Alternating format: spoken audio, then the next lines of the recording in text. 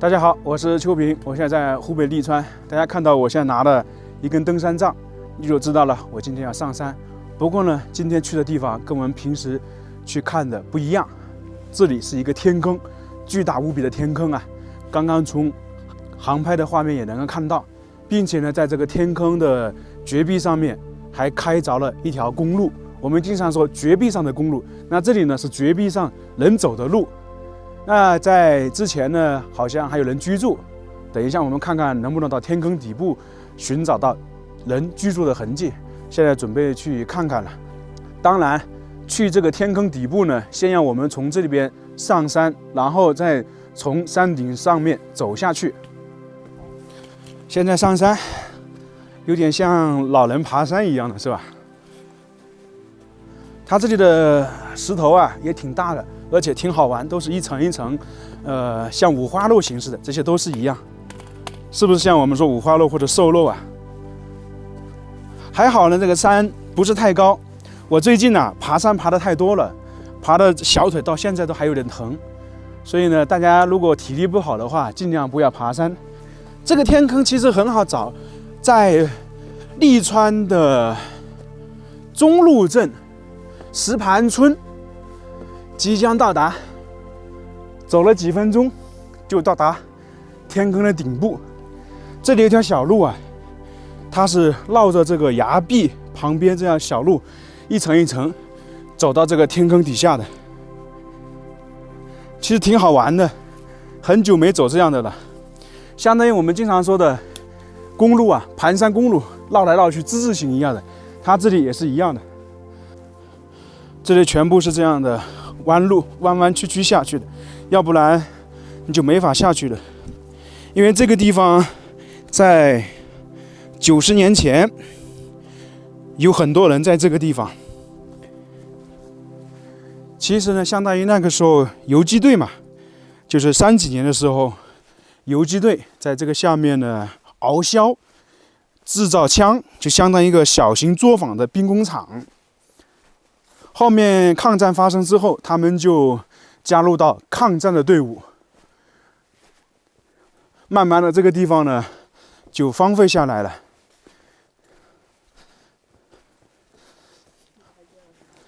对，那么可以看到，全是绝壁啊，里面是大雾弥漫的，因为最近这边下雨啊，阴雨绵绵，全是大雾。一步一步走下去。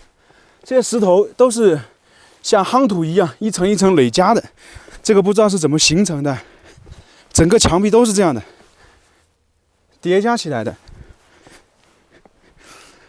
这个天坑其实还算好走，不难走，也不算很陡。现在已经到了这个天空的半中间，这里呢就是常说的绝壁公路。这里很窄呀，这里可能还不到1米，还有一点坡。走在这里呢，可能要小心，胆战心惊。那到了前面一点还好，主要是我们看一看，这高度有多高，可能不到1.8米吧，惊不惊险？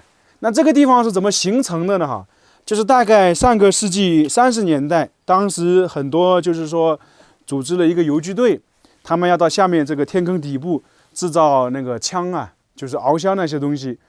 由于这个天坑是没有路的，那么就刚好这边凸出来一点，他们自然而然呢，就在这个绝壁上面花了3个月，开凿出了这样一条绝壁公路。我们经常说绝壁公路是给汽车走的，它这里呢，基本上就是人走的嘛，因为那个时候没有机器的，机器也进不来，只能说靠手工，所以确实是非常惊险。我们看了很多地方的那个绝壁公路啊，基本都是在悬崖上开凿，它这里也是一样的。估计当时他们开凿的时候是从上面掉下来，然后一步步打凿的，可能是这个样子。现在我们是站在这个绝壁的旁边啊，所以大家一定要小心。我们往这边走一走，其实呢，这个上面呢还能看到开凿的痕迹，但是有一点呢，怎么说呢？这里啊太多名字了。我不知道那些人是怎么想的，来这边游玩还在上面留下墨笔一样的某某某到此一游，这些就完全没必要了。你说搞这些何必呢？是不是？真的走到哪个地方啊，都有留下的东西。大家再看一下，你看我这个拐杖差不多是登山杖大概是1米，这里宽度的话1.2米到1.5米吧。大家看起来是不是非常惊险呢？走这样的地方一定要小心再小心。下面这个就是天坑啊，那这个天坑是几面形呢？给大家展示一下，1面、2面、3面、4面、5面、6面，差不多是6边形。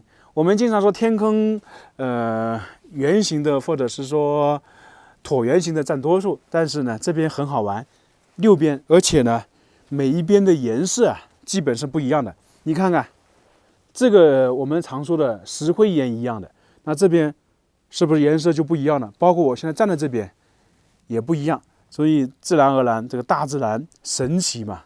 你说一样的天坑，但是呢颜色不一样，我估计不知道是不是太阳照射的问题。大家觉得是哪种方式造成的呢？下面就是天坑底部很多树啊，非常茂密。我还在想，等一下要不要去这个下面底部看一看，因为太茂密的话，我怕有什么虫啊、蛇啊之类的等等，安全为上。那在那个角度最边上面，我现在还能看到一些房屋的遗迹在那边，因为现在肯定是没人居住的。那么以前有人居住，还有以前这里是一个兵工厂。我们现在继续往前走，看一看。这个高度呢，其实非常低的，而且仔细看看这些石头，真的是特别有特色。那有些人你看看画的那个白线，其实呢根本就不是画的啊，它这个是天然形成的。就打个比方说，我们用糯米啊或者什么东西将一块石头，就像建房子砖跟砖叠加起来，中间不是有水泥吗？那这里白色的就相当于是水泥。特别是我们看古代的明清的那个帝王陵啊，那些城楼或者是城墙，它其实就是靠糯米浆那些东西建造的，但是它这里相当于是一样。所以说呢，神不神奇？搞不懂啊！整个这个绝壁公路啊，是沿着这个悬崖，就是绝壁挖着的，不是笔直的。因为整个我们看了嘛，它这个崖壁啊，属于6边形，所以也算是弯弯曲曲的。在这边就明显的看得出来了。这样绕过去，那边其实可以一直走下去的，就是通过边上凸出来的一点点而开凿的一条公路。大家看看我现在这个样子，你看没多高吧，很窄的。那么可能如果超过1.8米的人呢，在这里走的话都要弯着腰走，而且它这里呢不是平的，是有一点坡度的，越到那边越窄。所以想想当时的人花了3个月开凿了这样一条差不多80米的绝壁，也是非常不容易啊，因为人不多。在这里呢，现在还能听到回音，哦，很大的回音，因为算是天坑嘛。在这个顶部啊，还有点裂缝，看起来有点瘆人呐。到此一游，这些人太不道德了。出来玩的话，大家尽量不要留下自己的墨笔啊，没必要。再给大家展示一下这个地方到底有多么惊险。这里就是万丈深渊呢。我们再在空中看一下这个天坑，垂直高度大概是200米左右。关于这个天坑呢，还有一段故事。在很早之前呢，还有人居住。按照网上的资料，在很早之前，有一户人家是住在这里。他是从哪里来的呢？因为知道以前嘛，很多地主，那么很多老百姓的贫穷，他就会向地主借钱，要生活，要种地。但是后面呢，还不起，没有收成，那地主呢又逼迫他还钱。那这一家的男主人呢，就带着妻儿，我们相当于是逃难，逃到这个地方，在这里居住了很长一段时间。其实也可以想得出来，当年那一家子人在这个下面生活是非常困难的，因为在古代嘛，他这种老百姓呢势单力薄，很无奈，就跟我们在很多地方看到那些衙居一样的。最开始的话，生活都是比较艰难的，后面呢，可能这个地方又搬出去了。现在可以看到天坑的底部还是非常茂密的，我们继续往下面走一走，看看能不能走到那个房屋的遗址那里看一看。这个说不定啊，因为下面太茂密了，走到下面才知道。那么去这个天坑底部从哪里走呢？就是从这边绕一圈过去。